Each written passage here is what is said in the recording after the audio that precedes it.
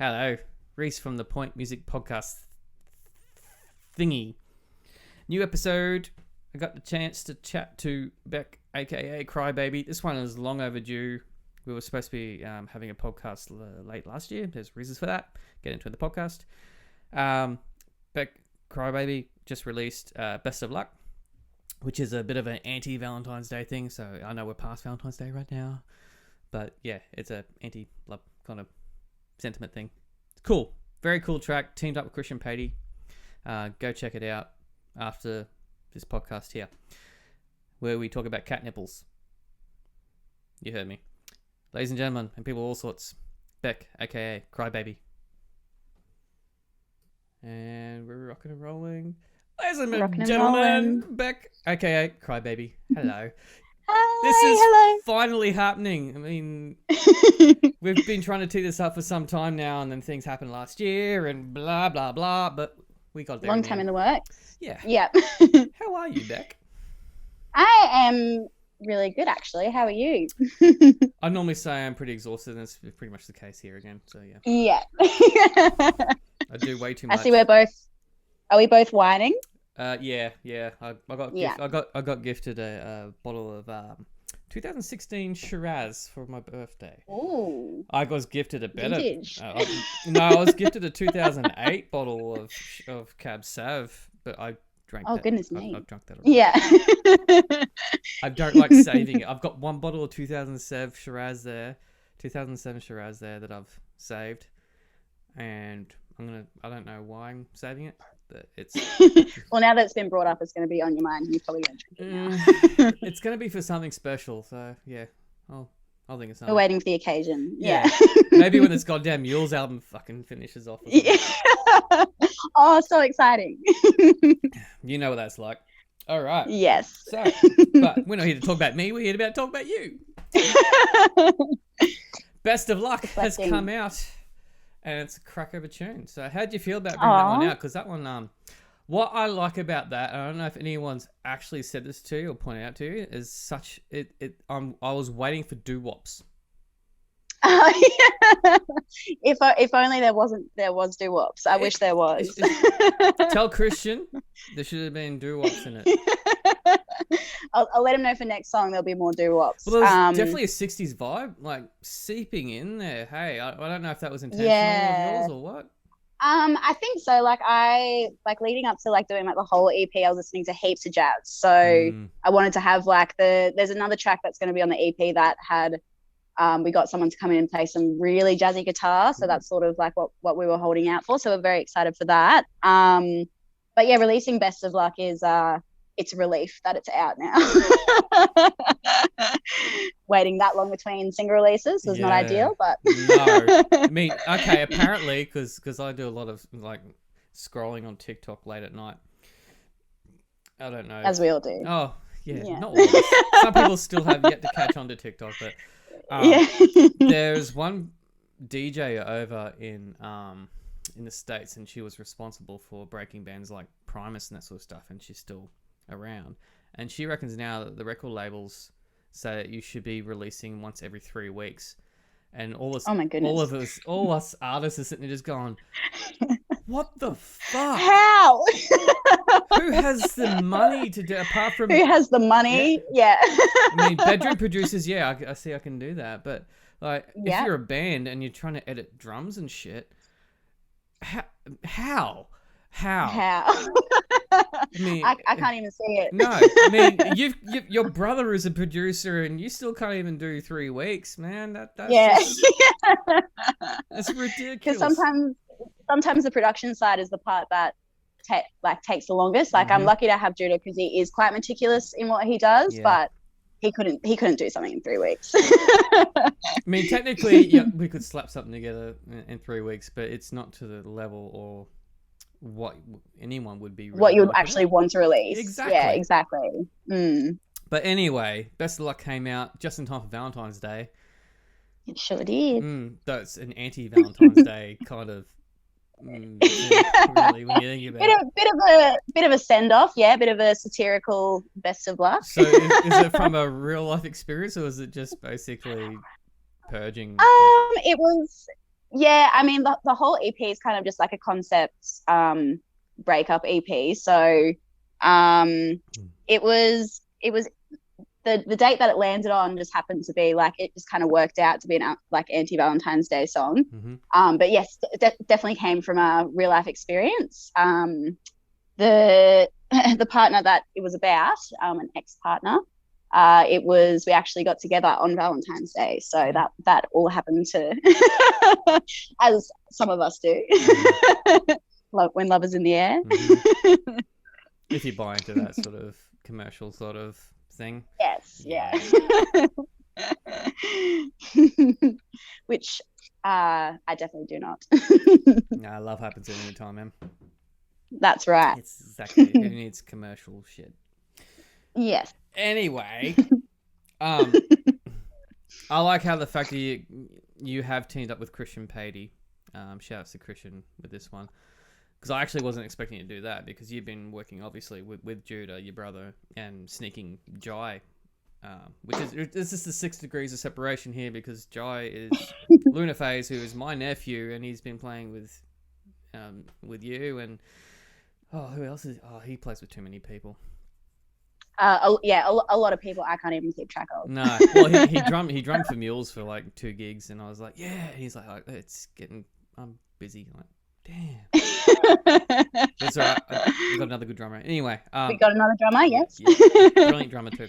But anyway, yeah, I would have expected that you would have been teaming up with Jai and Judah for this particular one. But man, getting Christian Patey on, stroke of genius, because that was it was really cool because like I met Christian Patey through like Ayla and stuff. So that was really cool to be able to team up, and saw one of his gigs and just all sort of happened. He jumped into the studio and got to write a song together, which was super duper cool. And yeah, working with Jai as well, which is awesome. There's another track that's got Ayla doing some harmonies, which is very exciting as well. Yes. Getting to team up with the Sunshine Coast team. Yeah, I was just thinking about this afternoon. In slight preparation for this, that there are certain little, not cliques, I wouldn't call them cliques, but there are certain little groups that tend to have started tending to interact and mingle with each other, which is actually kind of cool. I mean, you get like say like Wetlands and Fat Pony and possibly Selling Space, so that's kind of like a soul bar open mic kind of thing. Whereas with you guys, you got Forest Run, you've got Ayla, you've got Jai doing Lunaphase, and you've got your project, the Crybaby project as well. So that's 4 projects coming out of Studio 88, basically. Yeah. The 88 tapes. Yeah. You guys could just release your own record company over there and just pump out stuff through that. It'd be like a force to be reckoned with. But there's a few of us little groups that are actually doing that, which is I'm wary of and I'm paying attention to, because I don't like segregation, I guess, in sense. Yeah. No, I think it's good, because I mean, if there's another artist that can help you out and you get along as people, I think it ends up working really well, rather than trying to make music a competition, which it is to a certain degree. But I think being able, not cliques, but like just sort of helping each other out if you can help each other out. I think that's really important. I've got no problem with that whatsoever. Yeah. But going back to Best of Luck, how did you present the song to Christian? So how this actually, did you pitch it to him, or did he say, I wanted to work with you, or? Well, I think Judah must have gotten in contact with Christian and said that they wanted to do something in the studio, but we weren't exactly sure what we wanted to do. And so we were sort of going through some of Judah's beats that he had just sort of sitting there, and then me and Christian sort of went through them, and then we picked that one for Best of Luck. And then I had some lyrics sitting there, but they weren't quite done. And then Christian like came up with like the little hook, like the idea to do some falsetto and stuff as well, which is something that I wouldn't have done. I'm not particularly fond of doing the falsetto, but it ends up working out really well. Just because I don't think my vocals have quite gotten to that point yet, but it was after doing it, it has given me the confidence to try and do a little bit more with the range. Yeah, falsettos are a weird one. Yeah. It took me a while. Like, I was just recording some vocals in the bathroom for Swimsuit Issue, and I had to get my like Chili Peppers, John Frusciante, really high falsetto thing happening in there. Yeah. And it's a weird one to hear back because you're not used to. Yeah. Like in the moment, yeah, you can go, yeah, cool, and then you hear it back and you just go, fuck, is that me? Yeah. Did I do that? I think as well, it's like I think falsetto, you kind of have to pull back on power, and I like for my vocals, I'm all about the trying to get it out as loud and as strong as possible. Whereas falsetto, you really have to kind of pull back and more when you listen back to it, you're just like, oh. So with an EP in the works, when we're going to see the rest of this? It's an excellent question. I'm living the romantic broke musician lifestyle. So hopefully within the next couple of months, we don't really have a date in mind, but this next single is one that we're like most excited about. And then with that single, we're just going to drop the whole EP. So hopefully I'm thinking by about May, June, if I can get my busking affairs in order. But yeah, I'm definitely hoping to get it out in a much shorter space than what I did for Crybaby and Best of Luck, that's for sure. Well, you did have a few things that sort of interfered with the release sort of procedure there, because generally a single EP kind of thing, it'd be pretty quick. You've got a 6-month period basically where you'd be doing that, right? I don't know if you want to talk about it, but I'm not bothered. I'm pretty open about it. Because you released Crybaby, and this is the reason why we were actually going to have the podcast in the first place. Was the first one, which is you got 5,000 something streams in that already, so that's pretty cool. Yeah. For a first song, yeah. And then when I was talking to your PR, shout out to Kylie and Elle, it just went quiet. I went, oh. And then I got an email saying, Beck isn't able to do it. Can we hold off? I went, yeah, cool. Is she all right? And then I got nothing. And I went, oh, shit. And then my wife, Cherie, follows you as well. And then she was noticing what was going on. And I was like, oh, shit. Yes. So you did spend some time in hospital. Yeah. Spent some time in medical, and then spent some time in the mental health unit, which was, I went into cardiac arrest, essentially, and then was taken to the Kawana Hospital because I got diagnosed with an eating disorder for the first time, even though I'd had it for many years, sort of on and off, but it was like my first diagnosis. And then had to go in medical, and then everything got sort of put to a standstill. But I think it must have been Kylie who said it. She said, it's better to focus on this and get better now, because if you want to keep making music, and if it's something that's going to keep coming up, then you're just going to keep having that same space between releases and all that sort of stuff. So I'm very glad that I did do it in the end. It needed to happen. Yeah. Because this is a tough one to bring up, because I do know people close to me that've gone through a similar sort of thing. So, me personally, not really, but what was your thought process during it? Can I ask? It's sort of like so eating disorders and OCD are kind of very tied in. It's kind of like it's a control thing. So when things are kind of spiraling, like everything that was happening around the release, and then there was a lot going on in like my family and friends, and everything was very chaotic. And it's one of those things where it's something that you can just sort of grab onto and get control. Like at least you can sort of control your eating, you can control your weight and all that sort of stuff. So, but then it starts off, you having control, and then it flips over, and then it's kind of takes control of you. Yeah. So, and it's just like it's sort of just a coping mechanism that I've had for many, many years. But it is very fortunate that I've got the diagnosis now, because if things go wrong again, then there's that diagnosis there, and you don't have to go through the same processes and all that sort of stuff. So fingers crossed that's not the case, but yeah. So how are you now? I am much better. Good. It's not one of those things that I think ever really fully goes away, but now that I've sort of spent that time, I can recognize when I'm getting really stressed or something like that, and I can see myself maybe slipping a little bit.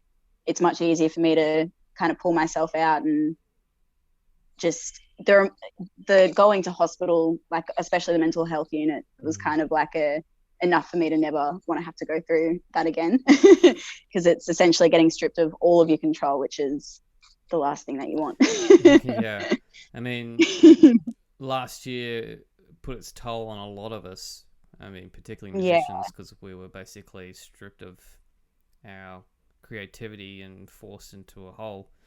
A lot of people adapted well and came up with some really cool weird shit, and then some people just didn't cope. I know of bands that have fallen apart and couldn't continue. I know people that just decided to give up, not in a bad way, but just give up music. So I don't expect that the COVID situation plus what you were going through combined was the best of things. So I can imagine that would have actually increased what happened around you. Yeah, definitely. Like even originally, like when we were going to release Crybaby, we were just about to sort of release the announce date and everything like that. And then that's when COVID hit. And I remember like Judah coming into my bedroom, and he was like, there is no point releasing Crybaby if you can't gig off of it, and we don't know how long this is going to go for. That's right. Which is very good that Judah's a lot more logical, because I'm all just about, get it out there. Like we've worked so hard on it. We've been sitting on it for a year, but and then we sat on it, and then like when we went to release it again, it was still all a little bit chaotic, but it like Crybaby did do really well in my eyes for what, we sort of every music had to go through. So, and I like we're still recovering from COVID. It's we're still not in a very good position, which is unfortunate. A lot better than what a lot of other places are, to be honest. Yeah, that's right. Yeah, I mean, Queensland's doing well. Australia in general. Queensland in particular, but we're lucky we can actually still tour and not have to worry about too much. Yeah, that's right. And I mean, on the flip side of that, because there isn't international, gigs and all that sort of stuff coming in, it might be a good chance for all of us Aussies to the focus is kind of rise up again. That's right. Yeah. I've been saying this the whole way through, because like I started this podcast, I'm pretty sure it was in April, or it might have been May last year. So this has come up to a year of doing this damn thing. I didn't even really click onto it.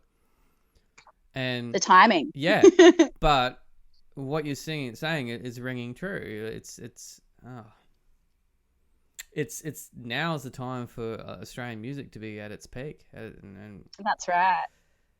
We should be capitalizing on it, because we're not getting touring artists coming through. Well, actually, to be honest with you, we will be soon, but they have to quarantine. We'll be again soon. Yeah.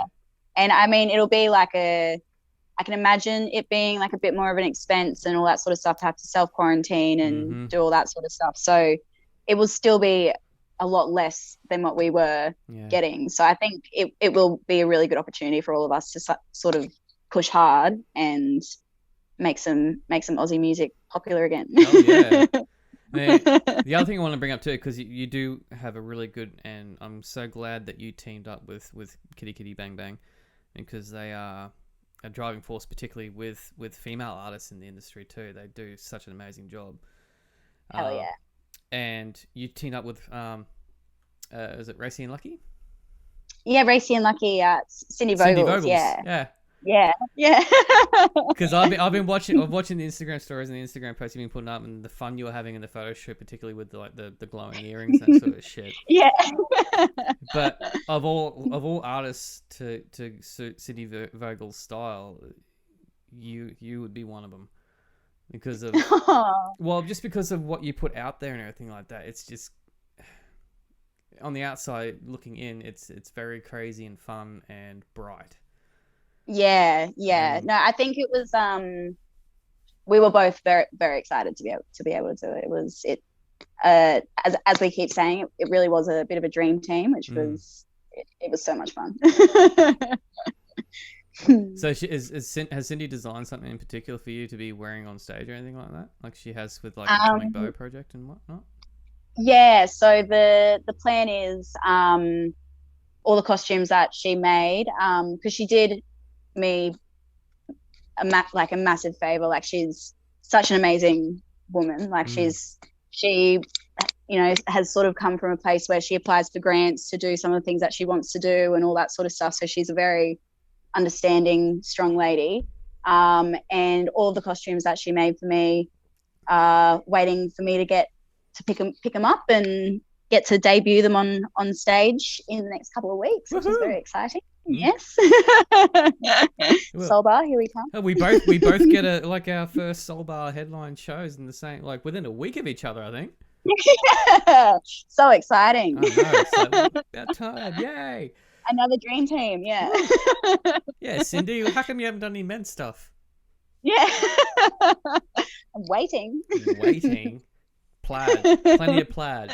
Give us plaid. Plenty of plaid. Give us plaid. Pink and sparkles. Because the other there is one particular artist that you're like a softer, sweeter version of, and that would be Eka Vandal. Yes. Yeah. And Cindy's gotten to work with Eka, I'm pretty sure. Yeah. Because I love Eka's style. I love her no fucks given, basically, attitude. And her music, to be honest with you, but it's very similar. Like, hers is more aggressive and punk compared to what you are. Yeah, but still along that same flavor. So yeah, that'd be kind of cool, actually, seeing you two on the same bill. Put it out there. Manifest it. Yeah. Do that. Now, we were talking about cats before. Yes, we were talking about cats. I mentioned how I thought Sato here, I keep calling Sato a she because he has nipples. And it wasn't until my sister, who's a vet, came over and she said, nope, those are little ballies right there. So still my little she. And then you said something about cat nipples. Yes, well, firstly, that boys can have nipples too, because we do. All right, so I have a cat. His name is Edward, and during tick season, I'd always check him over. And there was one time he actually had a tick, and I was like, "Oh, yeah," and thought I'd better check him over the next day. And I was feeling his belly, and I was like, "Oh, what's that? That must be a tick." So I started getting the tweezers, and I started pulling on. I was pulling on the poor bugger's nipples. Oh, no. Giving poor Edward a purple nipple. he was like, he looked at me like, "What are you doing?" Like, I'm just trying to help you. I kept plucking at it. Let me get it. Then I realized this is one of his nipples, poor bugger. He's scarred for life. Hopefully not literally. No blood. He was fine. He was just very wary of me for the next couple of days or so. If I go anywhere near his belly, he was like, no. You must have been thinking, man, all these ticks are so evenly spaced. Yeah. Well, to be fair, I only found that one nipple because it happened to be that area I was looking at, and then it was later that I realized, oh yeah, he's got nipples. That's right. Yeah. Boys have nipples. Yeah. You can't milk him, but he's got nipples. Yeah. We should be plugging the Soul Bar show, by the way. So. Yes.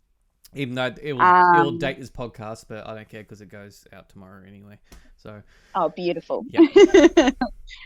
So yeah, the 19th show. So I emailed Liz probably about Liz at Solbar, messaged her about a month ago, and I put it out to her that I'd be really keen to do a show with Sailing in Space and Forest Run, because I imagine I just really wanted a show that was like just energy from start to finish. Like I didn't want there to be sort of like a lapse in like it gives people more of a chance to get excited from the start, and having Sailing in Space kick off. I mean, I think we're all going to have trouble matching their energy. So, so Sailing in Space kicking off, and then Forest Run, who might also be releasing something around, like we might be having like sort of a launch party together. We will have to wait and see. Well, I have an insight to that because I've been asked to do certain things too. So yeah. we'll keep it on the DL. Yeah, DL. But yeah, it's super exciting. First show that I played in Sunshine Coast, and so excited to be able to do it at Solbar. Like, just an absolute dream come true. But yeah, I'm gonna get to play it with because Jai's taking a little bit of a break. So Dylan's going to jump up on stage and play my little SPD for me, which will be very cool. So it's going to be everyone jumping up on stage. Judah might do some raps. Yeah, I saw some footage of Judah. I saw him busting out some raps. It's been a long time coming.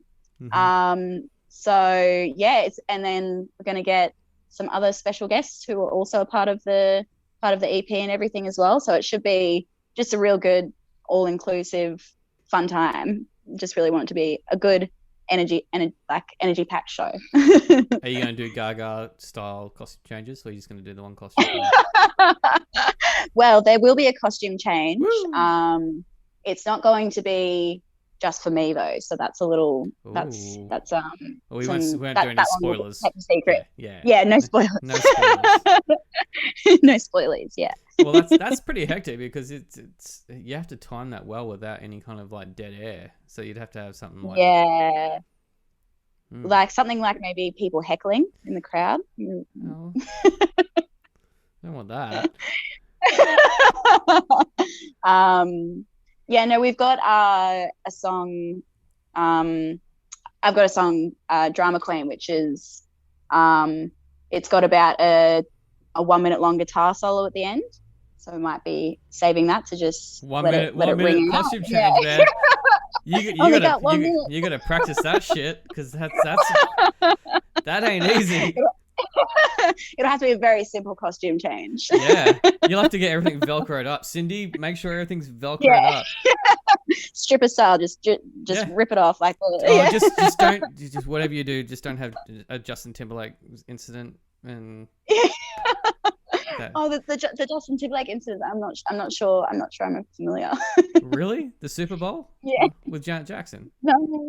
You don't know that one. I have. No, I'm gonna have to watch it afterwards now.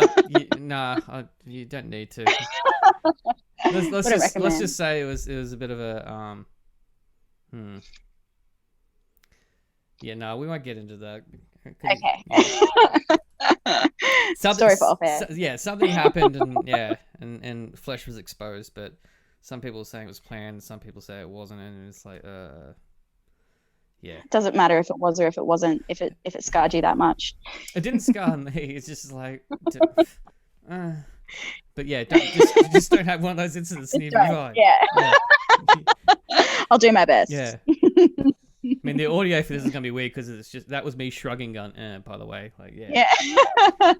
It'll be more like a whoa baby. Yeah, whoa baby rather than cry baby. Yeah, like, or an oh no baby. It might go viral. Someone might film it. You go, hey, cool, all right, that works. Any press is good press. Yeah. No, I don't believe that. Do not believe that. On that instance. You've been getting some good press too. I've been paying attention to that too. Oh, it's been very exciting. So the Scene Star, which was very exciting. We got did an interview with Scene Star. And then it wasn't until I think Kylie must have emailed me that same day, and she said, it made it to print, and at first it didn't register. And then we were at a Soul Bar open mic, and then I realized that they had the Soul Bar magazines, and I opened it up, and I was like, that's my face. Is it and those are my answers. Yeah, definitely. Yeah. Like I grabbed one for the studio and one for myself. And then at first I was like, maybe I should hang it up. And then I was like, oh no, I don't want to be too conceited. Yeah. You get to that phase where you sort of just go, yeah, like, because I'm going to sound egotistical here, but I do have magazines like with bands that I'm in featured in, and like with Barefoot being like a double page spread in Salt magazine or something like that. Oh, that's so exciting. Well, that's pretty freaking cool. It's surreal, yeah. But then I just go close that and just put it into a filing cabinet somewhere. Yep, in the memory box. Yeah. If I'm feeling like really, really down, I go pull it out and go, hey, yeah, I was pretty kick-ass. Yeah, I did that, So what's the plans after this sort of launch and sort of thing? Obviously, you got an EP, but that won't be till mid-year. So are you taking like a little sort of like a dip, or are you going to be just focusing on new shit, or what's happening? Well, for me, I've been writing a lot, so I've got a lot of songs sitting there that I would love to be able to record. Hopefully do like there's one show that's coming up that I can't mention yet, but that will be in May, doing a support. Cool. So there'll be that one, and then hopefully by that point the next single will be coming out, and then fingers crossed back in the studio, which will be very exciting.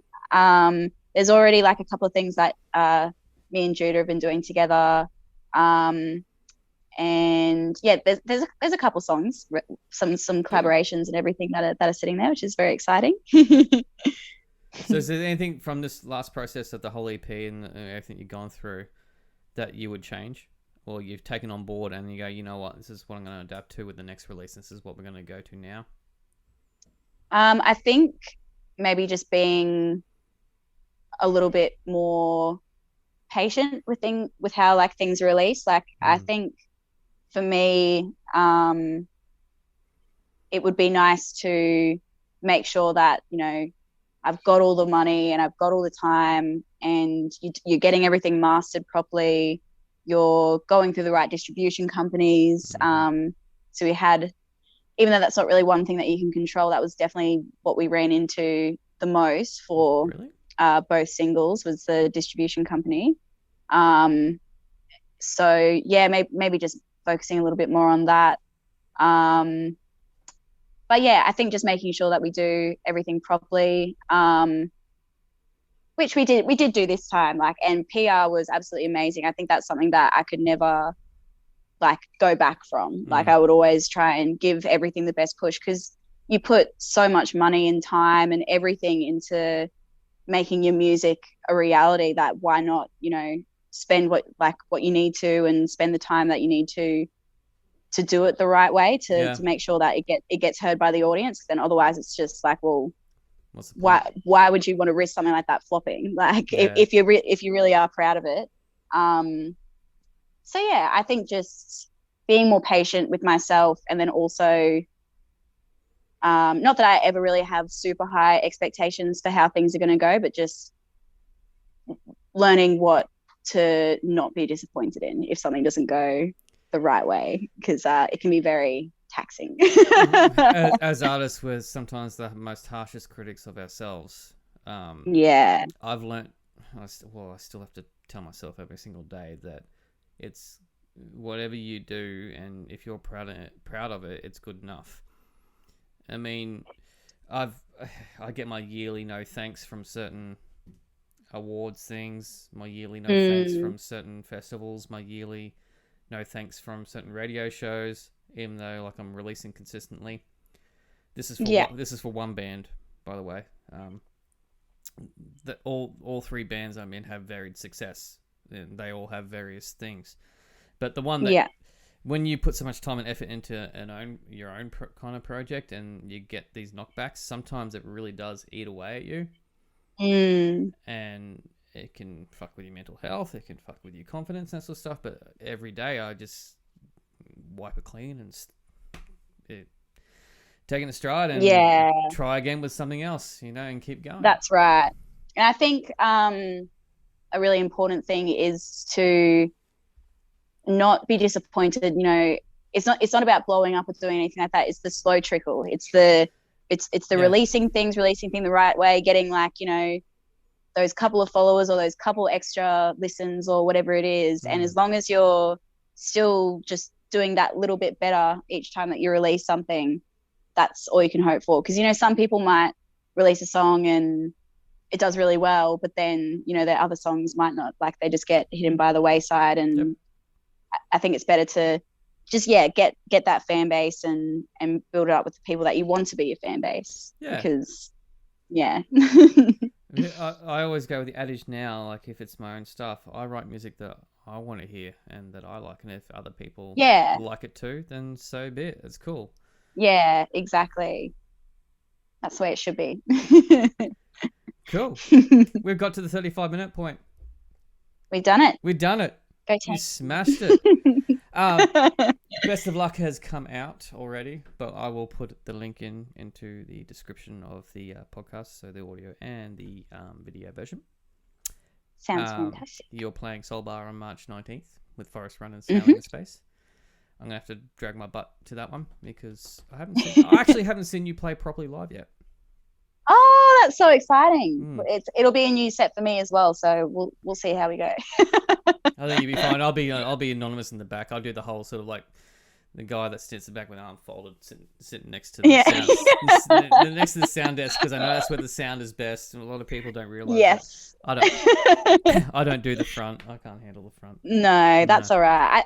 Normally I'm not a front person either, so I completely understand. I just prefer to take it in, and I can watch just fade into the mist. Yeah, and I can watch the costume changes from afar. Yeah, exactly. And just in case there is an incident. And in slow motion. Yeah. All right, Beck. Crybaby, thank you for being on this one here. Thanks so much for having me. Stick with me. I'll have a bit of quick debrief, but everyone else, bye-bye. All right. Bye-bye. I sincerely hope you enjoyed that one. That was a lot of fun. Big shout out to Beck, aka Crybaby, for jumping in on this podcast. If you haven't heard Best of Luck or the her self-titled Crybaby track yet, do so now. The link will be in the description below. Thank you for enjoying this podcast, and do subscribe or follow, whichever way you choose to listen or partake in the digesting the podcastery that I'm producing. Thank you for supporting local music, live music, Australian music, all sorts of music. You guys are legends. Cheers!